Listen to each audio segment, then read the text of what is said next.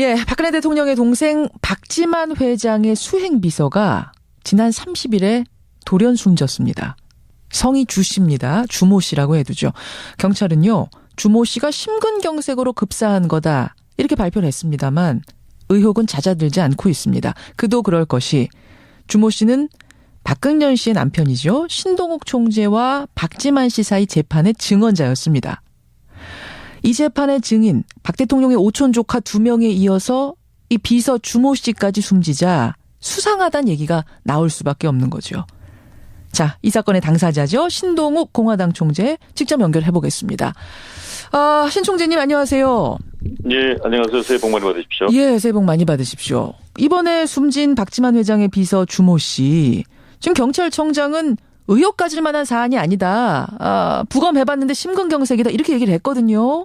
국가수에서 발표한 내용이니까 일단은 믿어야 되겠지요. 예. 그렇게 믿고 있고요. 하지만은 저와 관계된 사건 속의 등장인물들이 무려 4년 동안에 6분이 이 세상을 떠났다는 겁니다. 6분이라면은 누구 6분이 되죠?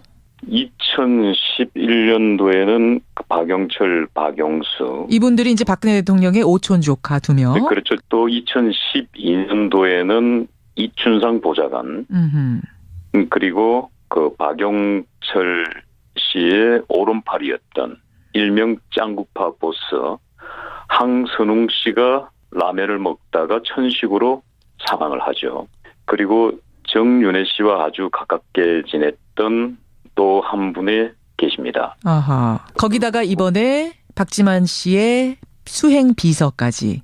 그렇죠. 그렇다면 4년 동안에 6분이 세상을 떠난다. 과연 확률적으로 몇 %일까요? 자, 그럼 여기서 지금 이제 이 사건의 자초지종을 모르시는 분들은 도대체 무슨 사건이 2007년에 벌어졌길래 이렇게 줄줄이 그 사건과 연루된 사람들이 숨졌다라고 주장을 하시는가 궁금해하실 거예요.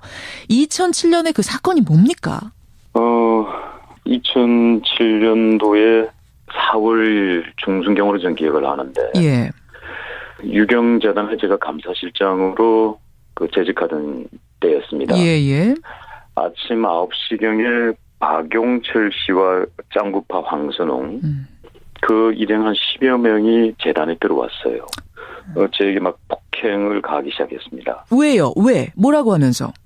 그 박영철 씨가 했던 얘기는 저를 보고 사기꾼이라는 표현을 썼어요. 그리고 경찰들이 들어왔고, 그래서 저는 회의 중이니까 돌아가셔도 좋습니다라고 해서 경찰들은 돌려보냈고, 예. 그러자 박영철 씨가 굉장히 많이 힘들어했어요. 왜요? 아니 어떻게 경찰을 돌려보낼 수가 있습니까? 저를 폭행죄로 고소를 하셔야죠라고 제게 되물었죠. 왜 나를 고소하지 않느냐?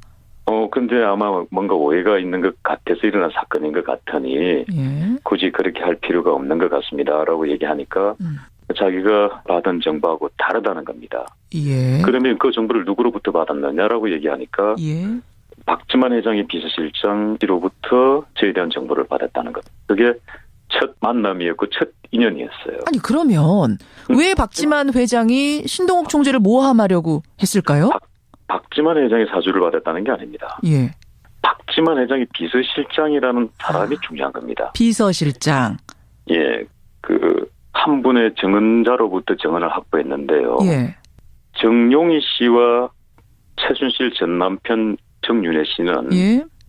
호영호재하는 사이로 저희들은 알고 있습니다. 그래서 실질적으로 이 집의 박지만 회장의 비서실장 명함은 가지고 있지만은 예. 삼성동 사람이다라는 것까지 저희들이 증언을 확보했습니다. 삼성동이라면은 박근혜 대통령을 말하는 거네요. 그렇죠. 그러니까 정윤회 최순실의 사람이라는 거죠.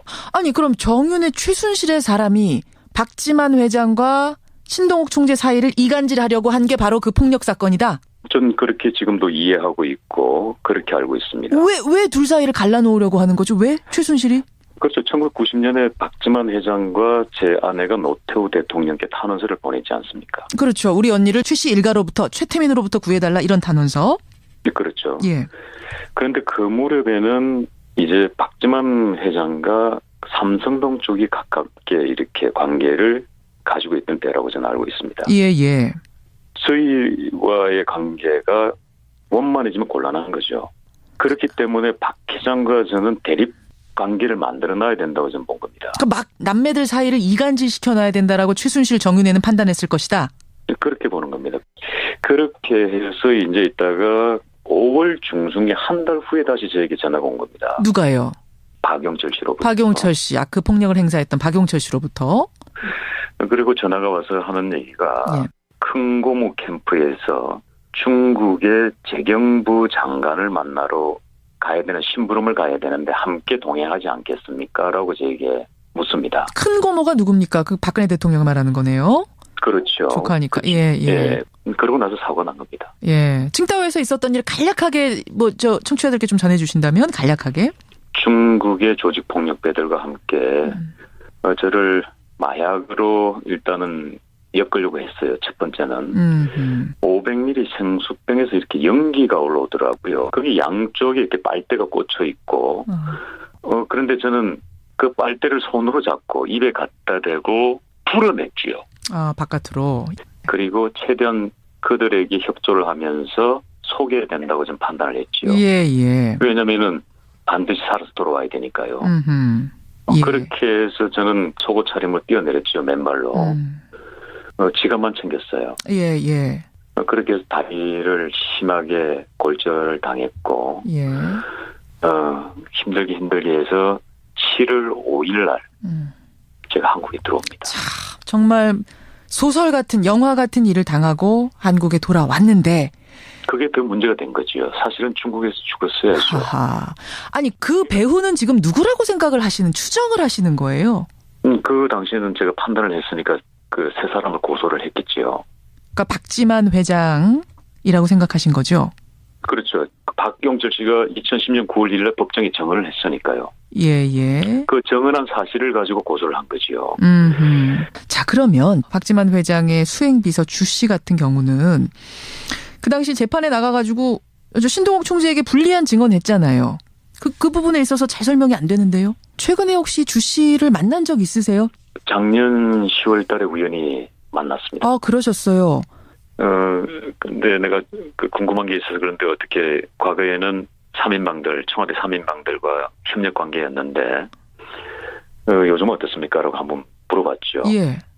그런데 청와대에 입성하고 나서는 모든 연락이 다 차단되었습니다. 문고리 3인방과는? 예, 그래서 우리는 굉장히 심한 배신감을 느끼고 있습니다. 그렇게 얘기해서 제가 깜짝 놀랐죠. 근데 그것만으로는 주 씨가 뒤늦게 진실을 밝히려 하자 지금 뭔가 음해를 당했다라고 판단하기에는 조금 좀 부족하지 않습니까? 근거가? 글쎄요, 전 그까지는 저하고는 인연은 거기까지고요. 예. 그리고 이 사건과 어찌됐든 간에 정보를 가지고 있는 분들이 예.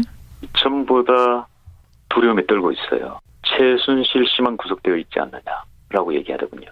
그게 무슨 말입니까? 최순실 씨만 구속되어 있지 않느냐? 아직도 그 세력이 살아있다는 거죠. 그러니 우리는 두렵고 무섭다. 누굴까요, 그러면? 최순실 씨만 구속되어 있지 않느냐라는 거는 그럼 누구를 더 얘기하는 걸까요? 박근혜 대통령은 아닙니다.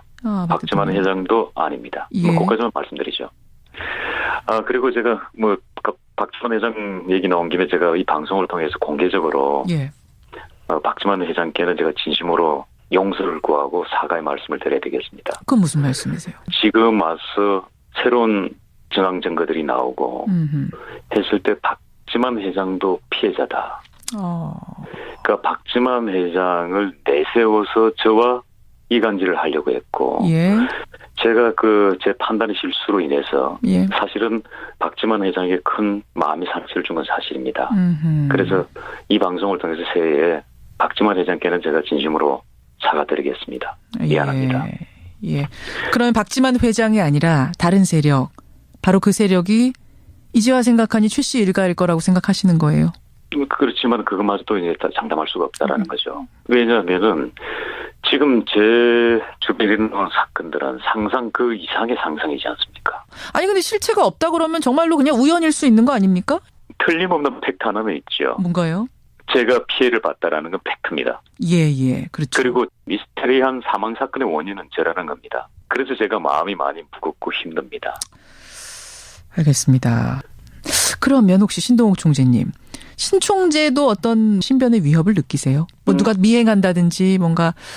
제 고향집에 나타났던 어머니 사람 2사람이었죠. 토요일 날. 언제 토요일이요? 작년 크리스마스 전후입니다. 그거 얼마 안 됐네요? 그럼요. 그렇게 해서 저희 집을 두리번거리고 그분이 이야기를 나눈 대상자가 저희 형수인데 예. 저희 형수인 줄 몰랐던 거죠, 그분은. 뭐라고 뭘 묻더랍니까? 그냥 집이 좋네요. 이러면서 여기 뭘 합니까? 아니 근데 그냥 관광객이 지나가다가 물어봤을 가능성은 없겠습니까? 저희 그 집은 관광객이 들어올 수 있는 공간입니다. 그런 곳이 아니란 말씀이에요. 그렇죠. 어떤 행색이었답니까? 글쎄 경찰이라고 얘기를 했는데 신분증을 달라니까 신분증을 주지 않다라고 얘기를 하더라고요. 그 말이 안 되죠. 경찰이라고 신분증을 줘야죠. 그런 일을 겪으셨군요. 그런 와중에 이 주모 씨 사망이 벌어지니까 이게 정말 자연사일까라는 의심을 품게 되신다는 말씀. 사실은 야당 측에서도 지금 이 대통령 오촌 조카 살인 사건의 재조사를 요청을 했습니다. 특검에서 혹시 연락은 못 받으셨어요? 특검에서는 연락을 못 받았습니다만 조만간에 오지 않을까라고 조심스럽게 생각이 드네요. 예. 어쨌든 이 사건의 중심에 서가 있는 인물이지 않을까요? 참 미스테리한 일들이 막 얽히고 얽혀서 지금 들으시는 분들이 영화 같다라는 생각이 지금 드실 것 같은데. 영화보다도 더 영화 같죠. 그러게 말입니다. 네. 이것과는 별개로 최순실 씨 이복 오빠죠. 최재석 씨가 29일 특검에 출석을 했습니다. 거기서 어떤 얘기를 했냐면 최태민 씨가 숨진 게 타살로 의심된다. 또 이런 의혹을 하나 제기했거든요. 제가 아는 지인을 통해서 예. 이 부부에게 사죄를 하고 싶다고 최재석 씨가. 무슨 사죄요? 본인은 최태민 씨의 아들로서 우리 부부가 겪었던 이런 아픈 이야기들 이런 거에 대한 전반적인 사죄를 하고 싶다는 그런 사과를 하고 싶다. 의미였어요. 그러셨군요. 그 최재석 씨가 바로 그 최재석 씨가 지금 아버지 최태민 씨의 타살설을 제기를 하고 왔답니다. 특검에서. 어떻게 생각하세요? 통화 중에 제가 그 얘기를 물어보기도 전에 예. 최재석 씨가 먼저 얘기를 했어요. 우리 아버지는 독살됐다고요. 독살됐다. 자식들 간의 어떤 재산 다툼에 의해서 독살됐다 지금 이렇게 주장하고 있는 거죠? 본인은 확신을 한다고 얘기를 하더군요. 확신을 한다고요? 어떻게요?